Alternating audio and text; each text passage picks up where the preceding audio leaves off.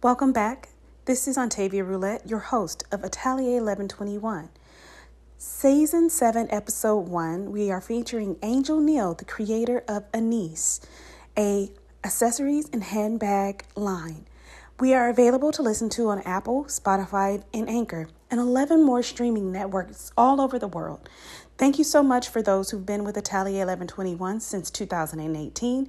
Now that we transitioned to YouTube, we are so thankful to have you here. If you haven't heard our previous episodes, please head over to all the streaming networks to hear those episodes featuring fashion and artists from all over the world. And today, we have Angel Neal. Enjoy your episode. Hi, Angel. Welcome to Atelier 1121. Hey, happy to be here. Thank you so much for joining us today, and congratulations on your new launch of Anice. You had a launch party in Brooklyn this past week. Can you tell us a little bit about it? Yeah, so it has been something I've been wanting to do for quite some time. So I really wanted to celebrate it in an authentic way. So the launch party, it previewed items that are to come, as well as the first two bags that are readily available for the collection, which is the boys and the roomy bag. So I was happy with the turnout. People love the design, so just gonna keep, going from there. Tell me the significance of the names of the bags that you've designed. Right. So me, I'm a English history literature lover. Like before fashion, English and journalism was like it still is. I combine it with my magazine as well, but it was my passion. So I wanted something distinctive to those roots. So all of the bags are named after poets and African American literature influencers as well. So you have the Du Bois, named after W.E.B. Du Bois. There's the Langston bag, named after Langston Hughes. The Shakur bag, named after Tupac Shakur. And then you have Rumi. Now, Rumi, as you know, is not African American, but is an influential poet in his artistry. Yeah. So, where did the brand name Anice come from? Actually, Anice is my middle name. So I don't know if you see a lot of times, often, a lot of brands will do kind of where they're from. Like, for instance, they'll do such and such NYC or such and such LA. But I just felt Anice can stand alone on its own, but it's something by Angel at the bottom. So I didn't want to just, when I originally launched my jewelry collection, it was just Anice. But when I was in the process of designing the bag, I felt like it needed a, an added element. That's why I did the by Angel. Because as I mentioned, I originally had just Anice when I launched my jewelry line, but I wanted to add a little flair when I actually did the handbag line. So yeah. So, most people, when they come out with a brand or as a designer, they usually do, clothing. What made you go into accessories and handbags? Well, when you think about it, at the end of the day, sometimes you can have on the cutest outfit possible, but you can easily mess it up when you pair it with a pair of shoes or a bag or the jewelry. So I wanted to focus on that element of getting dressed and getting ready to go because, like I said on our mission statement, once you buy a bag, you'll see that on there that, handbags kind of make you feel like you're part of a culture. When you wear a certain brand, that's why you have like LV gang, you have Celine gang. You're part of that family. So with the Niece by Angel Woman, yeah, our slogan is made for main characters. So when you wear our products, you're not afraid to stand out. So I feel that adding accessories into the forefront, it kind of just the icing on the cake because you can never go wrong and you can never have too many bags and too many jewelry. So me just being a lover of purses since I was a little girl, it just always felt like something I wanted to do.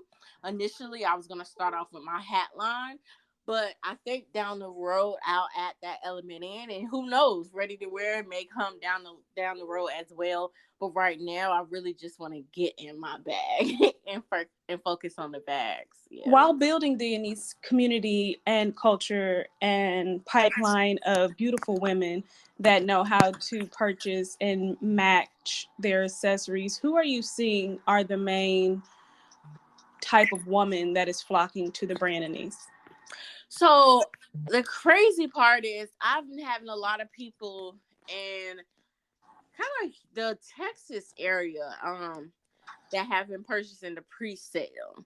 So, and I've also seen a different array of ages as well, starting from low as 20 to even up to 40. So it's kind of women who are looking for something unique and distinctive, as I mentioned before. So because there's so many just different kind of minimalistic bags on the market, Yes. but the women who are flocking to the brand value the uniqueness of it. If that makes sense. And that's a great segue into my next question. Your design concept and aesthetic is so advanced and futuristic and definitely matches with the, not to say that it's going with the fashion forecast, because that's, you want to be well ahead, and I do believe that the handbags are well ahead. The leather is soft, the interior is beautiful, but it's I want to say the bag structure and silhouette that truly makes it unique. Can you talk to us about the silhouettes and the structuring of the handbags? Right. So of course you want to have some core values of original bag. So for instance, the Langston bag, which is our baguette bag, you'll probably see if you are a handbag girl throughout the culture of handbags. Many designers have this shape and style.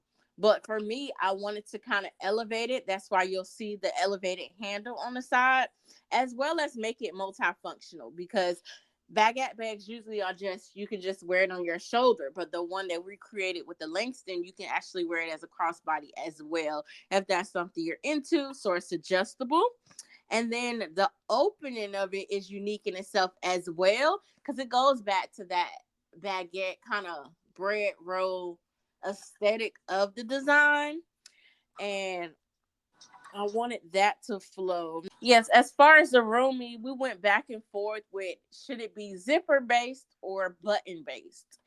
And being a girl on the go, zipper made sense, but I felt that the button made it more classic and more kind of a chic minimalistic take on it. So in that design style, I wanted kind of an oversized statement bag that was a tote bag. Now you'll see tote bags are popping up everywhere, but they all have that square shape. So I said I wanted to kind of up that. I wanted to do like a trapezoidal style. So that's what you'll see in the unique layout and design of the roomy bag. It's something I haven't seen before, so it actually started off by accident when I was sketching it, but Mhm. it really came together really cool, so I stuck with that. Now for the boys, you got to have a cylinder bag. I just feel like that is a bag that is not going to go out of style.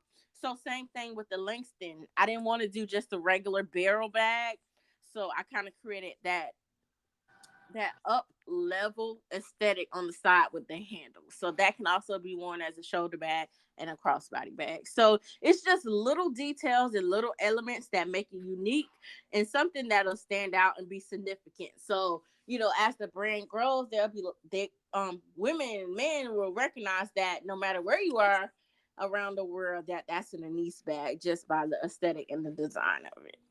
And that girl Anice, the ambassador program. Can you tell us a little bit about that? Mhm. Yeah, so basically, we want women who embody the understanding that accessories are the heartbeat to your outfit. As I said previously, a woman that knows and embraces her sexy, her chic, and makes a statement. So with Anice, you shop with us for a one-stop shop of crush worthy accessories for a good time. So that means that our accessories, our bags can take you from a lunch date with friends to the corporate office to dinner with bae. So that Anice woman embraces each element of that. She's chic, she's timeless, and she knows when to put that stuff on. That's the Anice woman. Well, the designs are absolutely timeless. Coming Mm-hmm. to the launch party, which was a beautiful event at the Brooklyn Navy Yard, I was blown away. So thankful to have attend. But I would like to know, you have Disruption Magazine. That's how we know each other. We Correct. know way know each other from back there. But how is Disruption Magazine going? What's next? I hear you telling us about hats possibly in the future and maybe close down the pipeline. But how's the magazine and what can we expect next? So definitely with Disruption Magazine, it is definitely in a great place right now. We're actually at our 5 year anniversary this year. So towards the end of the year, late fall, we are actually going to be doing a 5 year anniversary party. Of course, the Anice by Angel brand will be showcased there as well as a kind of pop-up feel. But yeah, so the magazine, the next issue drops June 6th in honor of Black Music Month. But I'm just so amazed at the development and the growth of the magazine. Now I have big networks like Amazon Prime, BT Plus, E Network who are reaching out to get their talent featured. So many publicists I get emailed weekly about, potential features and cover opportunities as well. So it's definitely in a great place.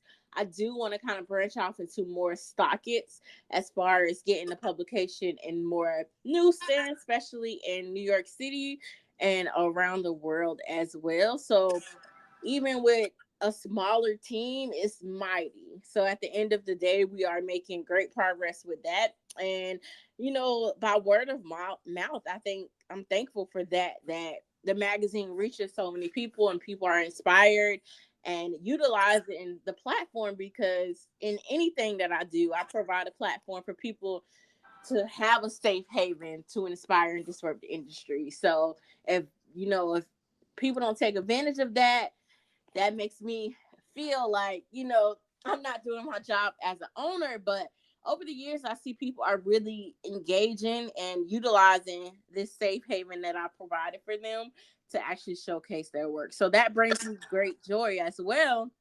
And I'm a Renaissance woman, and I say that sometimes they say don't have plan B because it distracts you from plan A.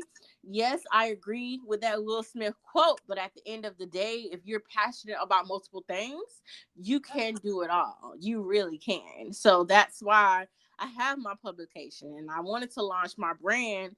And it's not about not having time to devote to each endeavor. It's about just utilizing your time and the people who support you and your team around you to make things shake. So it's definitely, I know that with the brand it's not going to be an overnight success, but I am very confident that Anice will find our people. We will find our people. Well, I just want to let you know that we are huge fans and advocate of the work that you've been doing over the years, and we're so happy to have you on Atelier 1121. For those who are not familiar, can you give us your Instagram, your TikTok, and Mm-hmm. websites for people to view the Anice collection, follow you on social media? How can we connect with you? Right. So on Facebook, Instagram, and soon to be on TikTok, just Anice by Angel, ANICEBYANGL is a direct way to contact the brand and as well as to shop the brand. AniceByAngel.com. As for me personally, you can always reach me at angel underscore stylist behavior.